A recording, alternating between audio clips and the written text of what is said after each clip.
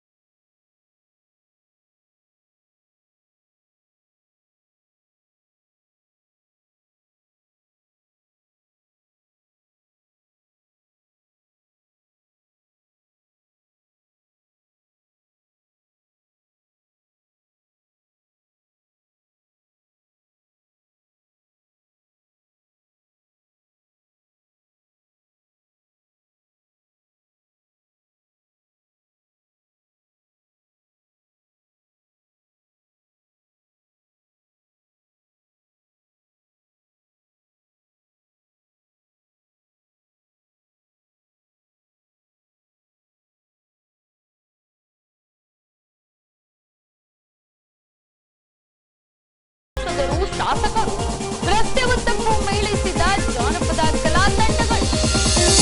ಈಗ ವಾರ್ತೆಗಳ ವಿವರ. ಡಾಕ್ಟರ್ ಬಿಆರ್ ಅಂಬೇಡ್ಕರ್ ರವರ ಸಂವಿಧಾನದ ಆಶಯದಂತೆ ಹೊಸಪೇಟೆ ಕೊಟ್ಟೂರು ಸ್ವಾಮಿ ಮಠದ ಡಾಕ್ಟರ್ ಸಂಗನಬಸವ ಸ್ವಾಮಿಗಳಿಂದ ಪ್ರತಿ ವರ್ಷ ಸರ್ವಧರ್ಮ ಪ್ರವಚನ ನಡೆಸಿಕೊಂಡು ಬರುತ್ತಿದ್ದರು. ಅದೇ ರೀತಿ ಸರ್ವಧರ್ಮ ಸಮನ್ವಯ ರಥೋತ್ಸವ ಪ್ರಾರಂಭಿಸಿದ್ದರು. ಹೀಗೆ 10 ದಿನಗಳ ಕಾಲ ನಡೆದ ಸರ್ವಧರ್ಮ ಪ್ರವಚನದ ಸಮಾರೋಪ ಕಾರ್ಯಕ್ರಮ ನೆರವೇರಿಸಿ ಸಮಾನತೆಯ ಸಂದೇಶ ಸಾರಲಾಯಿತು.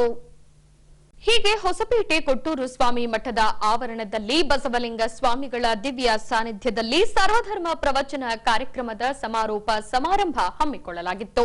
ಪ್ರಾರಂಭದಲ್ಲಿ ಅಥಣಿಯ ಮೊಟಗಿ ಮಠದ ಪ್ರಭು ಚನ್ನಬಸವ ಸ್ವಾಮಿಗಳಿಂದ 216 ವಿಶ್ವ ವಿಭೂತಿಗಳ ಜೀವನದ ಮಹಾತ್ಮರ ಚರಿತಾಮೃತ ಗ್ರಂಥವನ್ನ ವೇದಿಕೆ ಮೇಲಿನ ಮಠಾಧೀಶರಿಂದ ಬಿಡುಗಡೆಗೊಳಿಸಲಾಯಿತು.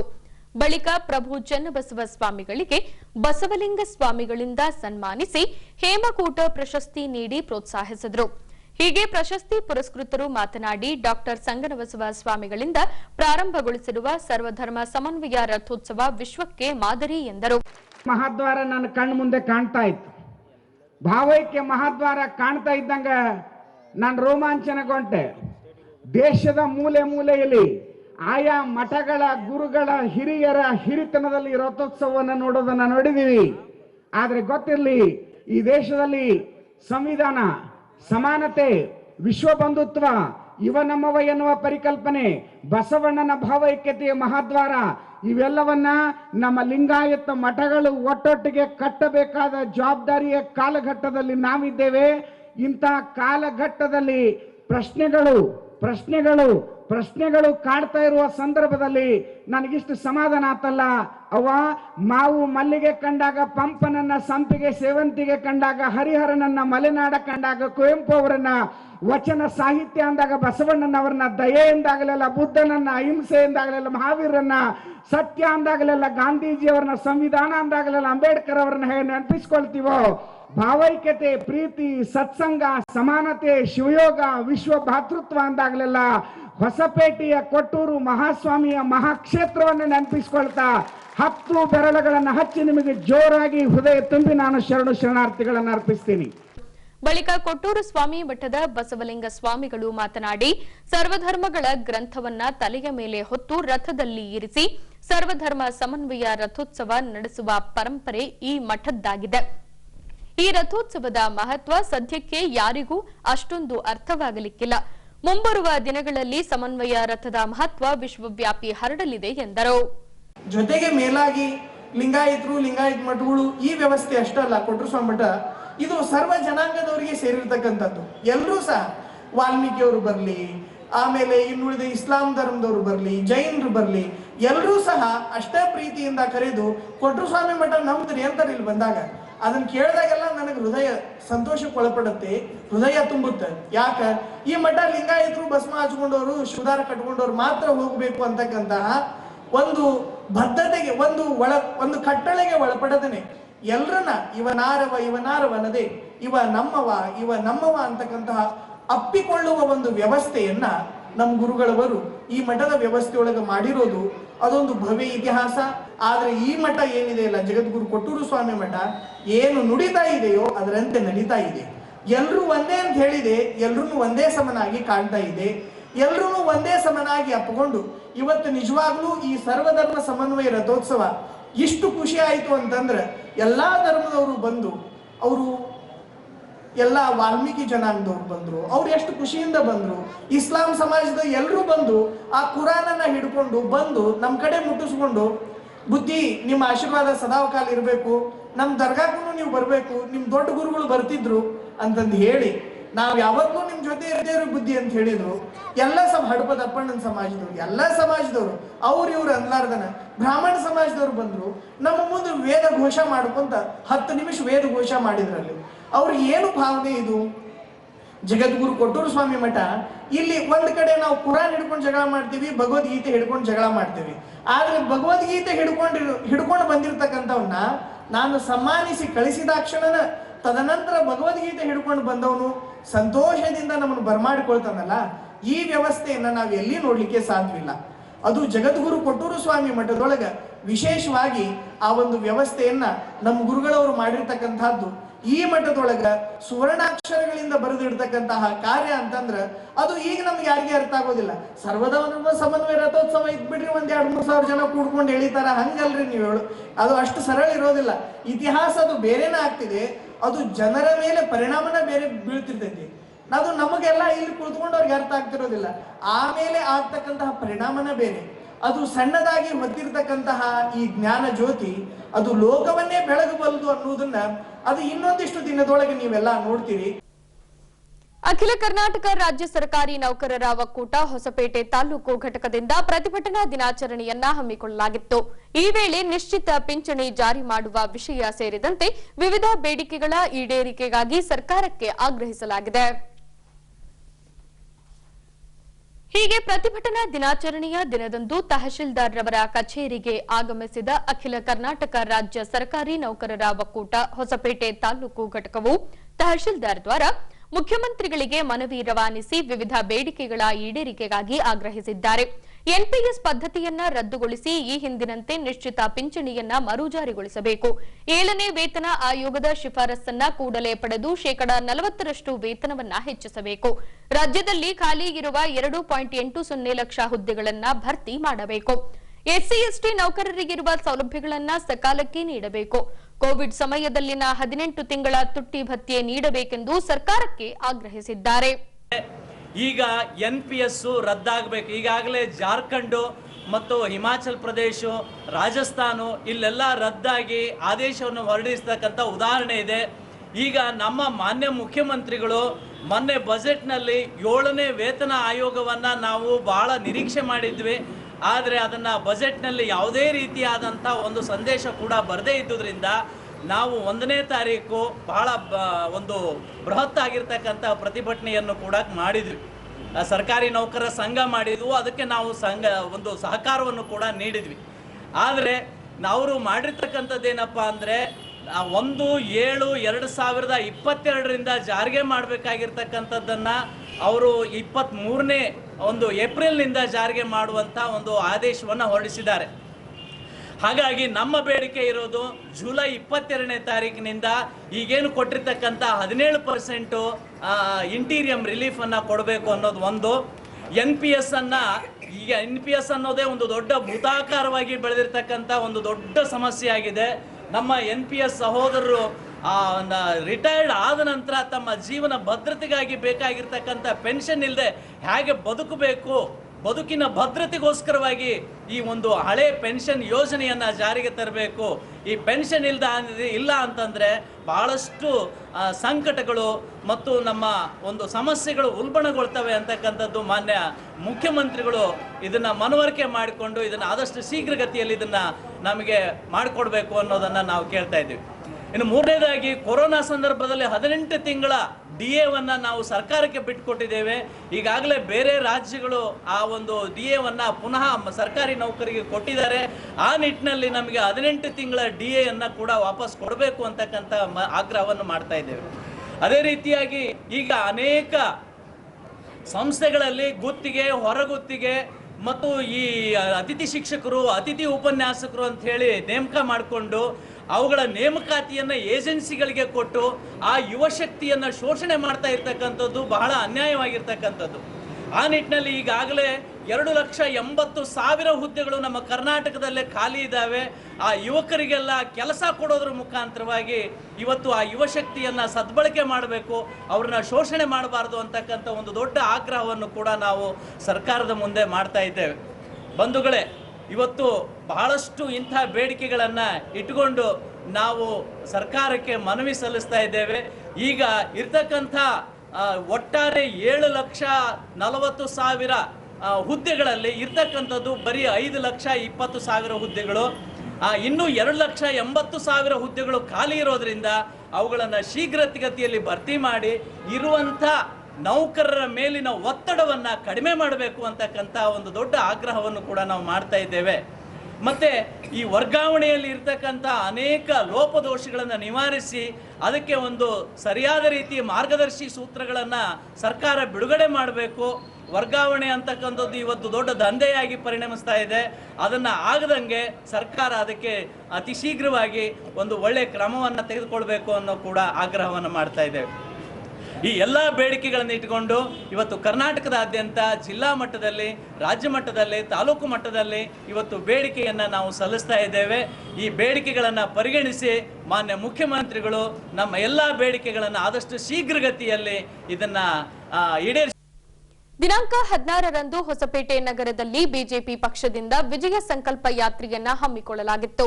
ಹೀಗೆ ರೋಡ್ ಶೋಗೆ ಆಗಮಿಸಿದ್ದ ಮಧ್ಯಪ್ರದೇಶದ ಮುಖ್ಯಮಂತ್ರಿಯವರನ್ನ ಸಚಿವ ಆನಂದ್ ಸಿಂಗ್ ಸೇರಿದಂತೆ ಬಿಜೆಪಿ ಮುಖಂಡರಿಂದ ತಾತ್ಕಾಲಿಕ ಹೆಲಿಕಾಪ್ಟರ್ನಿಂದ ಸ್ವಾಗತಿಸಲಾಯಿತು. ಹೀಗೆ ದಿನಾಂಕ 16ರಂದು ಹೊಸಪೇಟೆ ನಗರದಲ್ಲಿ ಬಿಜೆಪಿ ಪಕ್ಷದಿಂದ ವಿಜಯ ಸಂಕಲ್ಪ ಯಾತ್ರೆಯನ್ನ ಹಮ್ಮಿಕೊಳ್ಳಲಾಗಿತ್ತು. ಸಂಕಲ್ಪ ಯಾತ್ರೆಯ ಮುಖ್ಯ ಕೇಂದ್ರ ಬಿಂದು ಮಧ್ಯಪ್ರದೇಶದ ಮುಖ್ಯಮಂತ್ರಿ ಶಿವರಾಜ್ ಚೌಹಾಣ್ ರವರ ಆಗಮನದಿಂದಾಗಿ ಭಟ್ರಹಳ್ಳಿ ಆಂಜನೇಯ ಸ್ವಾಮಿ ದೇವಸ್ಥಾನದ ಬಳಿ ತಾತ್ಕಾಲಿಕ ಹೆಲಿಪ್ಯಾಡ್ ನಿರ್ಮಿಸಲಾಗಿತ್ತು. ಸಿಎಂ ರವರನ್ನ ಸ್ವಾಗತಿಸಲು ಸಚಿವ ಆನಂದ್ ಸಿಂಗ್, ಬಿಜೆಪಿ ಟಿಕೆಟ್ ಆಕಾಂಕ್ಷಿ ರಾಣಿ ಸಂಯುಕ್ತ, ಭರಮನಗೌಡ, ಹೂಡಾ ಅಧ್ಯಕ್ಷರು, ಕಾಂಗ್ರೆಸ್ ಮುಖಂಡರಾದ ಶ್ಯಾಮ್ ಸಿಂಗ್, ನಂದಾ ಸಿಂಗ್ ಸೇರಿದಂತೆ ಬಿಜೆಪಿ ಮುಖಂಡರು ಉಪಸ್ಥಿತರಿದ್ದು, ಹೆಲಿಕಾಪ್ಟರ್ ಮೂಲಕ ಸಿಎಂ ಶಿವರಾಜ್ ಚೌಹಾಣ್ ರವರು ಬರುತ್ತಿದ್ದಂತೆ ಕೆಲವರು ಮುತ್ತಿನ ಹಾರ ಹಾಕಿ ಸ್ವಾಗತಿಸಿಕೊಂಡ್ರೆ ಇನ್ನೂ ಕೆಲವರು ಹೂಗುಚ್ಚ ನೀಡಿ ಸ್ವಾಗತಿಸಿಕೊಂಡರು.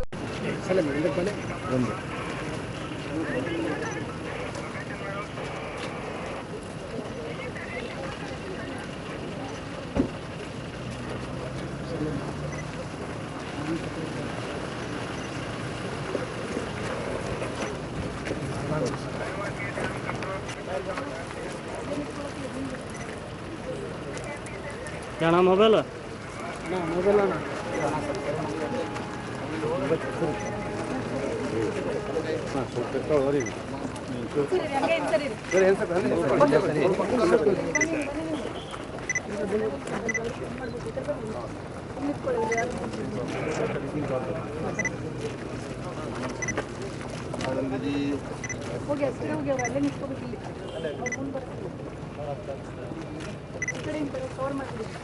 ಸರಿನಾ ಅಣ್ಣ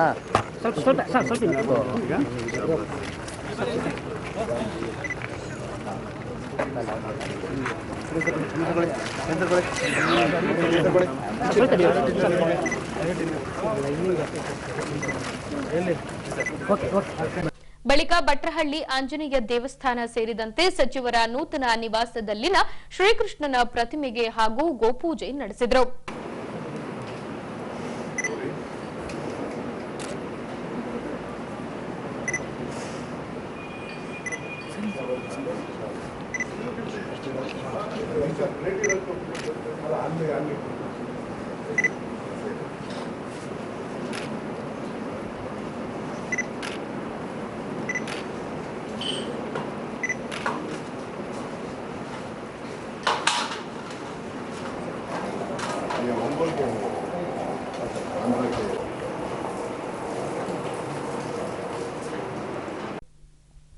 ಬಳಿಕ ಲಘು ಉಪಹಾರ ನಡೆಸಿದ ಬಳಿಕ ಸಿಎಂ ಚೌಹಾಣ್ ರವರು ಸಚಿವ ಆನಂದ್ ಸಿಂಗ್ ರವರೊಂದಿಗೆ ಕೆಲ ಕಾಲ ರಾಜಕೀಯ ಸ್ಥಿತಿಗತಿ ಹಾಗೂ ಕುಟುಂಬದ ಕುಶಲೋಪರಿ ಕುರಿತು ಚರ್ಚಿಸಿದರು.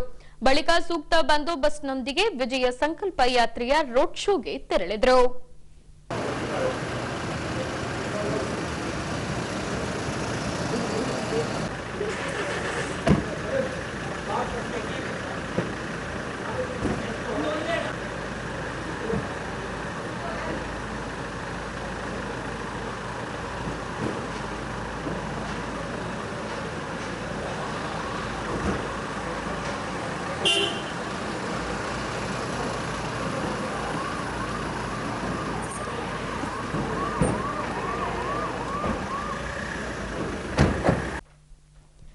2022 ಏಪ್ರಿಲ್ 1ರಿಂದ ವೇತನ ಪರಿಷ್ಕರಣೆ ಅನ್ವಯ ಆಗುವಂತೆ 22% ವೇತನ ಹೆಚ್ಚಳಕ್ಕಾಗಿ ಆಗ್ರಹಿಸಿ ಕೆಪಿಟಿಸಿಎಲ್ ಹಾಗೂ ಜೆಸ್ಕಾಂನಿಂದ ದಿನಾಂಕ 16ರಂದು ರಾಜ್ಯವ್ಯಾಪಿ ಅನಿರ್ದಿಷ್ಟಾವಧಿ ಮುಷ್ಕರಕ್ಕೆ ಕರೆ ನೀಡಲಾಗಿತ್ತು. ಇನ್ನು 20% ಪರಿಷ್ಕರಿಸುವುದಾಗಿ ರಾಜ್ಯ ಸರ್ಕಾರ ನೀಡಿದ ಭರವಸೆಯ ಮೇರೆಗೆ ಮುಷ್ಕರವನ್ನ ಹಿಂಪಡೆಯಲಾಗಿದೆ. ಹೌದು, ವೇತನ ಪರಿಷ್ಕರಣೆ ಸೇರಿದಂತೆ ವಿವಿಧ ಬೇಡಿಕೆಗಳ ಈಡೇರಿಕೆಗೆ ಆಗ್ರಹಿಸಿ ಕರ್ನಾಟಕ ವಿದ್ಯುತ್ ಪ್ರಸರಣ ನಿಗಮ ನೌಕರರ ಸಂಘ ಹಾಗೂ ಒಕ್ಕೂಟದಿಂದ ದಿನಾಂಕ 16ರಿಂದ ರಾಜ್ಯವ್ಯಾಪಿ ಅನಿರ್ದಿಷ್ಟಾವಧಿ ಮುಷ್ಕರ ನಡೆಸಲು ತೀರ್ಮಾನಿಸಲಾಗಿತ್ತು. ಆದರೆ ದಿನಾಂಕ 15ರಂದು ವಿದ್ಯುತ್ ಪ್ರಸರಣ ಅಧಿಕಾರಿಗಳ ಹಾಗೂ ಒಕ್ಕೂಟದ ಮುಖಂಡರೊಂದಿಗೆ ಸಭೆ ನಡೆಸಿದ ಇಂಧನ ಸಚಿವ ಸುನೀಲ್ ಕುಮಾರ್ ರವರು ಇವರ ಬೇಡಿಕೆಯನ್ನ ಮುಖ್ಯಮಂತ್ರಿಗಳ ಗಮನಕ್ಕೆ ತಂದು 2022 ಏಪ್ರಿಲ್ 1ರಿಂದ ಅನ್ವಯ ಆಗುವಂತೆ ಈಗಿರುವ ವೇತನದ ಮೇಲೆ 20% ಹೆಚ್ಚಿಸಲು ಇಲಾಖೆಯ ಕಾರ್ಯದರ್ಶಿಗಳಿಗೆ ಸೂಚಿಸಿದ್ದಾರೆ. ಈ ಭಾಗವಾಗಿ ದಿನಾಂಕ 16ರಂದು ನಡೆಯಬೇಕಿದ್ದ ಅನಿರ್ದಿಷ್ಟಾವಧಿ ಮುಷ್ಕರವನ್ನ ಕೈಬಿಟ್ಟು ಎಂದಿನಂತೆ ಕರ್ತವ್ಯಕ್ಕೆ ಹಾಜರಾಗಿದ್ದಾರೆ. ಎಲ್ರಿಗೂ ನಮಸ್ಕಾರ. ಏನು ನಿನ್ನ 1/4/2022ರಿಂದ ನಮ್ಮ ವೇತನ ಪರಿಷ್ಕರಣೆ ಬಗ್ಗೆ ಭಾಳಷ್ಟು ಜಿಜ್ಞಾಸೆ ಉಂಟಾಗಿತ್ತು. ಅದನ್ನು ನಿನ್ನೆ ನಮ್ಮ ಮಾನ್ಯ ಮುಖ್ಯಮಂತ್ರಿಗಳು ಮತ್ತು ಇಂಧನ ಸಚಿವರು ನಮಗೆ ಒಂದು 20% ವೇತನವನ್ನು ಪರಿಷ್ಕರಿಸಿ ಕೊಟ್ಟಿದ್ದಾರೆ. ಅದು ಇವತ್ತು ಆದೇಶ ಆಗಿದೆ. ಅದಕ್ಕಾಗಿ ನಾವು ನಮ್ಮ ಇಂಧನ ಸಚಿವರಿಗೂ ಮತ್ತು ಮುಖ್ಯಮಂತ್ರಿಗಳಿಗೂ ಹೃತ್ಪೂರ್ವಕ ಧನ್ಯವಾದಗಳು ಅರ್ಪಿಸ್ತಾ ಇದ್ದೀವಿ.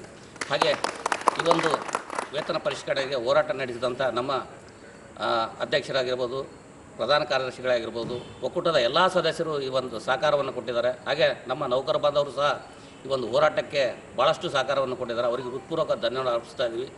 ಈ ಒಂದು ಆದೇಶ ನಮ್ಮ ಕೈ ಸೇರೋವರೆಗೂ ನಾವು ಇನ್ನೂ ಮುಷ್ಕರವನ್ನು ವಾಪಸ್ ತೆಗೆದಿಲ್ಲ. ಅವರ ಒಂದು ಹೇಳಿಕೆ ಮೇಲೇ ನಾವು ಇವತ್ತಿನ ದಿವಸ ನಾವು ಕೆಲಸವನ್ನು ಬಹಿಷ್ಕರಿಸಿದ್ದನ್ನು ಮತ್ತೆ ಹಿಂಪಡೆದು ನಾವು ಇವತ್ತಿಂದ ಕೆಲಸ ಮಾಡ್ತಾಯಿದ್ದೀವಿ. ಅದು ಇವತ್ತು ಸಾಯಂಕಾಲದೊಳಗೆ ನಮಗೆ ಆದೇಶ ಕೈ ಸೇರೋ ಇದಿದೆ. ಆಲ್ರೆಡಿ 99% ಒಂದು ವೇತನ ಪರಿಷ್ಕರಣೆಯ ಮಜಲುಗಳು ಸ್ಯಾಂಕ್ಷನ್ ಆಗಿರೋದ್ರಿಂದ ನಾವು ಮುಷ್ಕರವನ್ನು ಮುಂದಿನ ಆದೇಶ ನಮ್ಮ ಕೇಂದ್ರ ಸಮಿತಿಯವರ ಆದೇಶ ಬರೋವರೆಗೂ ಅದನ್ನು ಜಾರಿಯಲ್ಲಿಟ್ಟು ಅದನ್ನು ಹಿಂಪಡಿತೀವಿ ಅಂತೇಳಿ ಈ ಸಂದರ್ಭದಲ್ಲಿ ಹೇಳೋಕ್ಕೆ ಇಚ್ಛೆಪಡ್ತಾರೆ. ಸರ್, ತಮ್ಮ ಹೆಸರು? ನನ್ನ ಹೆಸರು ಹನುಮಂತಪ್ಪ ಅಂತೇಳಿ. ನಾನು ಉಪಾಧ್ಯಕ್ಷನಾಗಿ ಗುಲ್ಬರ್ಗ ವಿದ್ಯುತ್ ಸಹಕಾರ ಕಂಪ್ನಿಯ ಬಳ್ಳಾರಿ ವಲಯದ ಉಪಾಧ್ಯಕ್ಷನಾಗಿ ಈ ಒಂದು ಕೆಲಸ ಮಾಡ್ತಾ ಇದ್ದೀನಿ. ಕರ್ನಾಟಕ ರಾಜ್ಯ ವಿಧಾನಸಭಾ ಚುನಾವಣೆ ಸಮೀಪಿಸುತ್ತಿರುವ ಹಿನ್ನೆಲೆಯಲ್ಲಿ ಬಿಜೆಪಿ ಪಕ್ಷದಿಂದ ರಾಜ್ಯವ್ಯಾಪಿ ವಿಜಯ ಸಂಕಲ್ಪ ಯಾತ್ರೆಯನ್ನ ನಡೆಸಿಕೊಂಡು ಬರಲಾಗುತ್ತಿದೆ. ಹೀಗೆ ದಿನಾಂಕ 16ರಂದು ಹೊಸಪೇಟೆ ನಗರದ ಪ್ರಮುಖ ರಸ್ತೆಗಳಲ್ಲಿ ರೋಡ್ ಶೋ ನಡೆಸುವ ಮೂಲಕ ರಾಜ್ಯದಲ್ಲಿ ಮತ್ತೊಮ್ಮೆ ಬಿಜೆಪಿ ಸರ್ಕಾರವನ್ನ ಅಧಿಕಾರಕ್ಕೆ ತರುವಂತೆ ಮತದಾತ ಪ್ರಭುಗಳಲ್ಲಿ ಕೋರಲಾಯಿತು. ಹೀಗೆ ದಿನಾಂಕ 16ರಂದು ಬಿಜೆಪಿ ಪಕ್ಷದಿಂದ ವಿಜಯ ಸಂಕಲ್ಪ ರಥಯಾತ್ರೆ ಕೈಗೊಳ್ಳಲಾಗಿ ಸ್ಥಳೀಯ ವಡಕರಾಯ ದೇವಸ್ಥಾನದಿಂದ ರೋಡ್ ಶೋ ಹಮ್ಮಿಕೊಳ್ಳಲಾಗಿತ್ತು.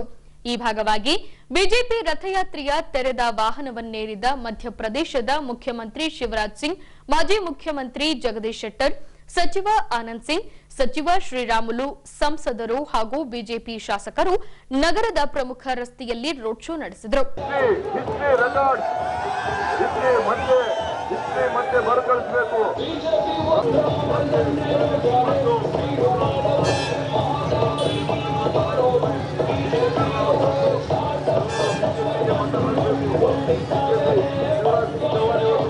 ದೇಶದಲ್ಲಿ ಇನ್ನೊಂದ್ಸತಿ ಬರಬೇಕಾಗುತ್ತೆ. ಹಾಗಾಗಿ ಇನ್ನು ರಸ್ತೆ ಉದ್ದಕ್ಕೂ ಜಾನಪದ ಕಲಾ ತಂಡಗಳು ತಮ್ಮ ಕಲಾ ಪ್ರದರ್ಶಿಸುತ್ತಾ ಮುಂದೆ ಸಾಗಿದ್ರೆ, ಇನ್ನೊಂದೆಡೆ ನೆರೆದ ಸಾವಿರಾರು ಬಿಜೆಪಿ ಕಾರ್ಯಕರ್ತರು ಮೋದಿ ಮೋದಿ ಎಂದು ಘೋಷಣೆ ಕೂಗುತ್ತಾ ಸಾಗಿ ಬಂದರು.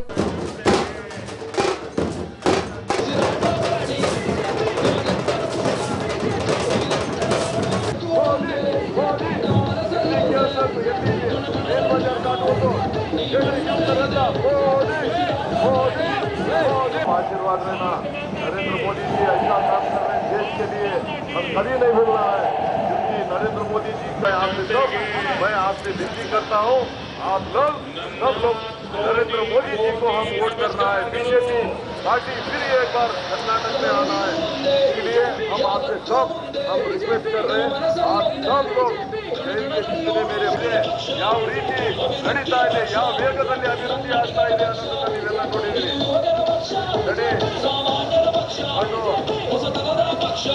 ಹಾಗಾಗಿ ನಾವೆಲ್ಲರೂ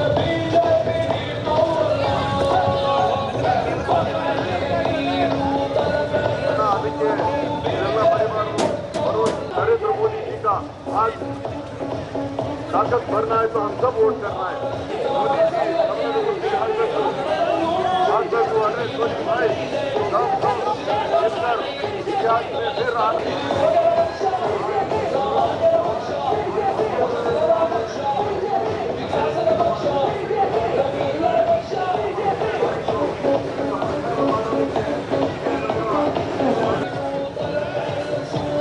ಮರಿಬಾರದು। ಎಲ್ಲರೂ ಅಣ್ಣ ತಮ್ಮಂದ್ರೆ ಅಕ್ಕ ತಂಗಿಯರೇ, ಇವತ್ತು ಭಾರತೀಯ ಜನತಾ ಪಕ್ಷದ ಇವತ್ತು ಪ್ರಚಾರ ಮೂಲ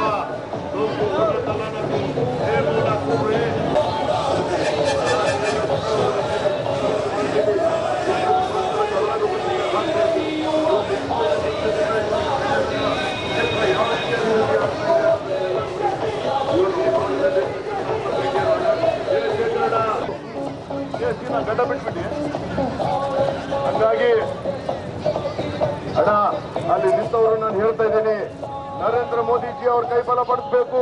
ಇವತ್ತು ಶಿವರಾಜ್ ಸಿಂಗ್ ಚೌಹಾಣ್ ಅವರು ದೇಶ ರಕ್ಷಣೆ ಮಾಡೋದಕ್ಕೆ ವ್ಯಕ್ತಿ ಯಾರಾದ್ರೂ ಇದ್ರೆ ಅದು ನರೇಂದ್ರ ಮೋದಿ। ಆ ಪಕ್ಷದ ಬಿಜೆಪಿ ನಿಮ್ಮ ಭವಿಷ್ಯ ನಿಮ್ಮ ಕೈಯಲ್ಲಿ। ಪ್ರವಾಸ ಉದ್ಯಮ ಬೆಳಿಬೇಕು, ನಿಮ್ಮ ವ್ಯಾಪಾರ ಬೆಳಿಬೇಕು ಅಂದ್ರೆ ಮತ್ತೊಮ್ಮೆ ಇಲ್ಲಿ ಬಿಜೆಪಿ ಪಕ್ಷ ಬರಬೇಕು।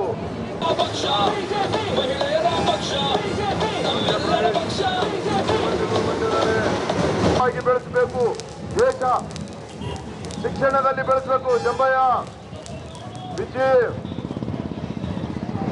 ಬುಚ್ಚಿ ಬಿಚ್ಚಿ ಬುಚ್ಚಿ ಜಂಬಿ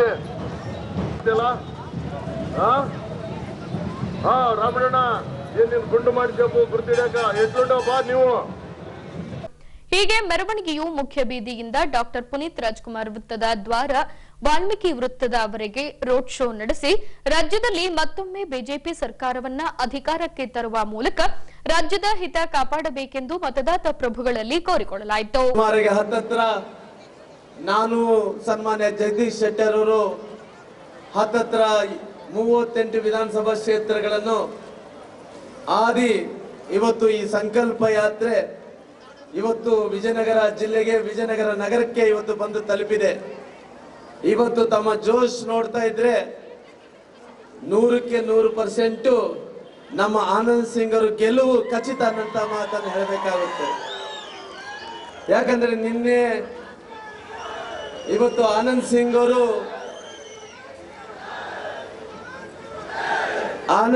ಅವರು ಎಲ್ಲ ಜನಾಂಗದ ಎಲ್ಲ ಧರ್ಮಗಳನ್ನು ಎಲ್ಲರಿಗೆ ಪ್ರೀತಿಯಾದಂತ ನಾಯಕ। ಯಾಕಂದ್ರೆ ವಿಶೇಷವಾಗಿ ಜನಾಂಗದವರು ಪರಿಶಿಷ್ಟ ಜಾತಿ ಪರಿಶಿಷ್ಟ ಪಂಗಡಗಳನ್ನು ವಿಶೇಷವಾಗಿ ಪ್ರೀತಿ ಅಭಿಮಾನವನ್ನು ಕೊಟ್ಟಿದಂತ ವ್ಯಕ್ತಿ। ಯಾಕಂದ್ರೆ ಈ ಭಾಗದಲ್ಲಿ ಸಮಗ್ರವಾಗಿ ಅಭಿವೃದ್ಧಿಯನ್ನು ಆಗಬೇಕು ಅನ್ನೋ ಕಾರಣದಿಂದ ಅವರು ಯಾವುದೇ ಸ್ವಾರ್ಥವನ್ನು ವಹಿಸಲಾರದಂತೆ ನಾನು ಬಹಳಷ್ಟು ಸಾರಿ ನೋಡ್ತಿರ್ತೀನಿ, ಯಾಕಪ್ಪ ಆನಂದ್ ಸಿಂಗ್ ಅವರೇ ನೀನು ಇಷ್ಟೊಂದು ಶ್ರಮ ಪಡ್ತೀವಿ, ಇಷ್ಟೊಂದು ಬೇಕಾ, ಇಷ್ಟು ಮಂದಿಗಳನ್ನ ಯಾಕೆ ವಿರೋಧವನ್ನು ಮಾಡ್ಕೊಂತೀವಿ ಅಂದ್ರಿಗಿನ ಒಂದೇ ಮಾತು ಹೇಳ್ತಾರೆ, ಶ್ರೀರಾಮುಲುನವರೇ ಇವತ್ತು ವಿಜಯನಗರ ಜಿಲ್ಲೆ ಸ್ಥಾಪನೆ ಮಾಡ್ತಾ ಇರೋಂಥದ್ದು ಅದು ನನ್ನ ಸ್ವಾರ್ಥಕ್ಕೆ ಅಲ್ಲ। ಯಾಕಂದ್ರೆ ವಿಜಯನಗರ ಜಿಲ್ಲೆ ಸ್ಥಾಪನೆ ಆಗಬೇಕನ್ನಂಥದ್ದು ಅನೇಕ ವರ್ಷಗಳಿಂದ ಹಿರಿಯರು ಕಂಡಂತ ಕನಸು। ಅನೇಕ ಹೋರಾಟಗಾರರು ಇವತ್ತು ಬಳ್ಳಾರಿ ಜಿಲ್ಲೆ ಅಖಂಡ ಜಿಲ್ಲೆ ಬಹಳಷ್ಟು ದೊಡ್ಡದಾಗಿದೆ। ಸುಮಾರಿಗೆ ಹಾವೇರಿ ಜಿಲ್ಲೆ ಹತ್ತತ್ರ ನಾವು ಹೋಗಿ ಪುನಃ ಏನನ್ನ ಕೆಲಸಗಳು ಬರಬೇಕಾದ್ರೆ ಅದು ಬಳ್ಳಾರಿ ಜಿಲ್ಲೆಗೆ ಬರಬೇಕಾಗುತ್ತೆ। ಜಿಲ್ಲಾಧಿಕಾರಿ ಕಚೇರಿಗಳಲ್ಲಿ ಕೆಲಸ ಆಗಬೇಕಾದ್ರೆ ಕಷ್ಟ ಆಗ್ತದೆ। ಅದಕ್ಕೋಸ್ಕರವಾಗಿ ನಂದು ಯಾವುದೇ ಸ್ವಾರ್ಥ ಇಲ್ಲದಂತೆ ನಾನು ನನ್ನ ಯಾವುದೇ ಸ್ಥಾನಕ್ಕಿಂತ ದೊಡ್ಡವಾದಂತಹ ಸ್ಥಾನ, ನಾನು ಗೌರವ ಕೊಡಬೇಕಾದಂತಹ ಸ್ಥಾನ ನನ್ನ ಜಿಲ್ಲೆ ವಿಜಯನಗರ ಜಿಲ್ಲೆ ಅದು ಹೊಸ ಜಿಲ್ಲೆ ಆಗಬೇಕು ಅನ್ನೋಂಥದ್ದು ಒಂದು ಸಂಕಲ್ಪವನ್ನು ಮಾಡಿದ್ರು। ಹಂಪಿ ವಿರೂಪಾಕ್ಷಪ್ಪ ನೆನಪು ಮಾಡಿಕೊಂಡು ಆ ಒಂದು ಹಂಪಿ ವಿರೂಪಾಕ್ಷರ ಸಾನ್ನಿಧ್ಯದಲ್ಲಿರುವಂತ ಈ ಹೊಸಪೇಟೆ ಈ ಒಂದು 4 ತಾಲೂಕುಗಳು ಇವತ್ತು ಹೊಸ ವಿಜಯನಗರ ಕೃಷ್ಣದೇವರಾಯನ ಆ ಆಡಳಿತವನ್ನು ನಾವು ನೆನಪು ಮಾಡ್ಕೋಬೇಕು। ಅದೇ ರೀತಿಯಂತ ಒಂದು ಉತ್ತಮ ಬದಲಾವಣೆ ಈ ಭಾಗದಲ್ಲಿ ಆಗ್ತದೆ ಅನ್ನುವಂತ ಮಾತನ್ನ ಈ ಸಂದರ್ಭದಲ್ಲಿ ಹೇಳಿ ನಾನು ಹೇಳ್ತೀನಿ, ಇವತ್ತಿನ ಒಂದು ವಾತಾವರಣ ಇಡೀ ಎಲ್ಲೆಲ್ಲಿ ಪ್ರವಾಸ ಮಾಡಿದ್ದೇವೆ, 35 ತಾಲೂಕುಗಳಲ್ಲಿ ಪ್ರವಾಸ ಮಾಡಿದ್ದೇವೆ. ಜನ ಬೆಂಬಲ ನೋಡಿದ್ರೆ ನಾನು ಬರೆದು ಕೊಡ್ತೀನಿ. ಸೂರ್ಯ ಚಂದ್ರ ಇರುವುದು ಎಷ್ಟು ನಿಜನೋ, ಮುಂದಿನ ಚುನಾವಣೆಯಲ್ಲಿ 2023 ವಿಧಾನಸಭೆ ಚುನಾವಣೆಯಲ್ಲಿ ಭಾರತೀಯ ಜನತಾ ಪಾರ್ಟಿ 140ಕ್ಕೂ ಹೆಚ್ಚು ಸ್ಥಾನಗಳನ್ನು ಗೆದ್ದು ನಾವು ಆರಿಸಿ ಬರ್ತೇವೆ, स्पष्ट बहुमत बढ़ते हुए आनंद की वर्षा करने वाले, एक एक को नाम से बुलाने वाले आपके नेता आदरणीय आनंद सिंह जी ಎಲ್ಲರೂ ಹೇಗಿದ್ದಾರಾ? ಕರ್ನಾಟಕಕ್ಕೆ ಬಂದು ನನಗೆ ಬಹಳ ಖುಷಿಯಾಗುತ್ತದೆ. ನಾನು ಮಧ್ಯಪ್ರದೇಶದಲ್ಲಿ ಮಕ್ಕಳಿಗೆ ಮಾಮಲ ಗೆದ್ದೇನೆ, कर्नाटकदल्लू मक्कलिगे मामला गुत्तेने. इतनी गर्मी में पसीना बहाते हुए विजय संकल्प यात्रा में जनता चल रही थी. उनकी आंखों में जो विश्वास था, उनके दिल में जो जोश था और मोदी जी के प्रति सम्मान था, मैं पूरे विश्वास के साथ कहता हूं कि यह विजय संकल्प यात्रा भारतीय जनता पार्टी को विजय दिलाएगी. हम फिर से सरकार बनाएंगे. मैं आज अत्यंत प्रसन्न हूं.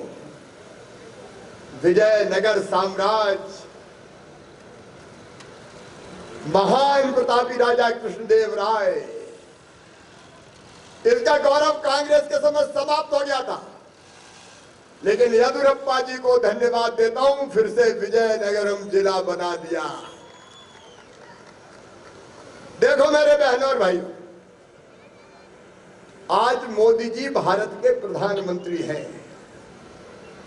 यह हमारा सौभाग्य है, यह भारत का सौभाग्य है. एक ऐसे व्यक्ति भारत के प्रधानमंत्री हैं जिन्होंने भारत के नव निर्माण के लिए अवतार लिया है, इस धरती पे भारत भूमि पे आए. और कर्नाटक कह रहा है मोदी तेरा कमल खिलेगा. ये कमल फिर से खिलने वाला है. हमारी डबल इंजन की सरकार, पहले मोदी जी, येदियुरप्पा जी, इसके बाद मोदी जी, बोम्मई जी, चारों दिशाओं में कर्नाटक को प्रगति के पथ पर ले जा रहे हैं, को मिला है. ये विकास की भी वर्षा करेंगे, ये जन कल्याण की भी वर्षा करेंगे. एक एक आदमी को नाम ले लेके पुकारने वाला नेता, यही तो भारतीय जनता पार्टी की विशेषता है.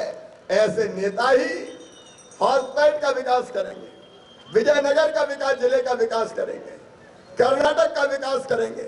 इसलिए मध्य प्रदेश की धरती से मामा आपसे हाथ जोड़ के ये निवेदन करने आया है, हॉस्पिटल वालों, कर्नाटक वालों, कोई चूक ना हो जाए, कमल के फूल की बटन दबाएं, भारतीय जनता पार्टी के एमएलए बनाए, ताकि मुख्यमंत्री बीजेपी का बने और मोदी जी के आशीर्वाद से और उनके साथ एक वैभवशाली, गौरवशाली कर्नाटक का निर्माण हो. आज आपने पसीना बहाया है. बोलिए आप सब तैयार हैं? जोर से बोलिए सब तैयार हैं? भारतीय जनता पार्टी को जिताएंगे, कमल के फूल की बटन दबाएंगे, आनंद की वर्षा करेंगे, कर्नाटक में बीजेपी की सरकार बनाएंगे. ಈಗ ಪೊಲೀಸ್ ಪ್ರಕಟಣೆ. ಎಷ್ಟೇ ಹಳೆಯ ಬಂಗಾರವಿರ್ಲಿ, ಪಾಲಿಶ್ ಮಾಡಿದ ಮೇಲೆ ಹೊಚ್ಚ ಹೊಸದೇ ರೀತಿಯಲ್ಲಿ ಕಾಣ್ತದೆ ತಾಯಿ, ನೋಡಿ.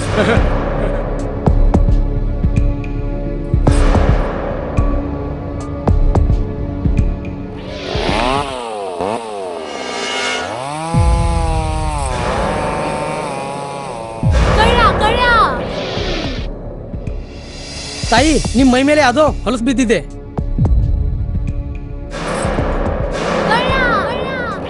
ಇಲ್ಲಿ ತಾಯಿ, ನಾನು ಪೊಲೀಸ್. ಅಲ್ಲಿ ಮುಂದೆ ದಾರಿಲಿ ದೊಡ್ಡ ಗಲಾಟೆ ಆಗಿದೆ, ಮತ್ ನೀವು ಇಷ್ಟೆಲ್ಲ ಒಡವೆ ಹಾಕೊಂಡು ತಿರುಗಾಡ್ತಾ ಇದ್ದೀರಾ. ಈ ಒಡವೆಗಳನ್ನ ಈ ವಸ್ತ್ರದಲ್ಲಿ ಕಟ್ಟಿ ಪರ್ಸ್ನಲ್ಲಿ ಇಡಿ. ಹಾಕಿ ಹಾಕಿ ಪರ್ಸ್ನಲ್ಲಿ ಇಡೋಣ. ಅಲ್ಲೇ ಮುಂದ್ಗಡೆ ಆಗಿದೆ. ಇದು ತಗೊಳ್ಳಿ ತಾಯಿ, ನಾನು ಬರ್ತೀನಿ. ಈ ಕಡೆಯಿಂದ ಹೋಗಿ.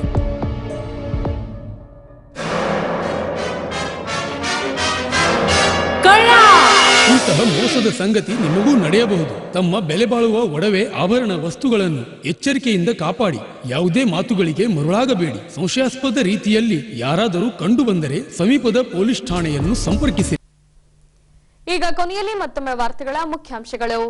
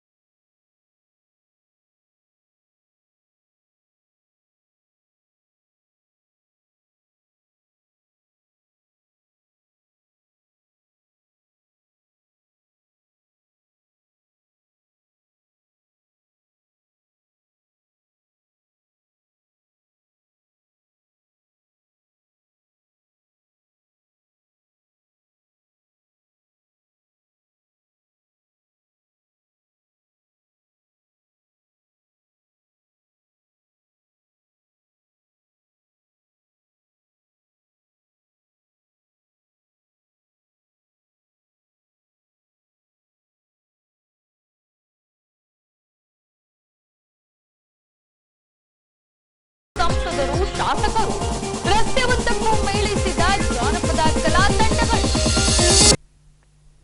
ಇಲ್ಲಿಗೆ ವಾರ್ತಾ ಪ್ರಸಾರ ಮುಕ್ತಾಯವಾಯಿತು. ದೈನಂದಿನ ಆಗುಹೋಗುಗಳ ಮಾಹಿತಿಗಾಗಿ ವೀಕ್ಷಿಸಿ ವಿಜಯನಗರ ಸುದ್ದಿವಾಹಿನಿ. ನಾನು ತೇಜಸ್ವಿನಿ ಪಿ ಪಾಟೀಲ್. ನಮಸ್ಕಾರ.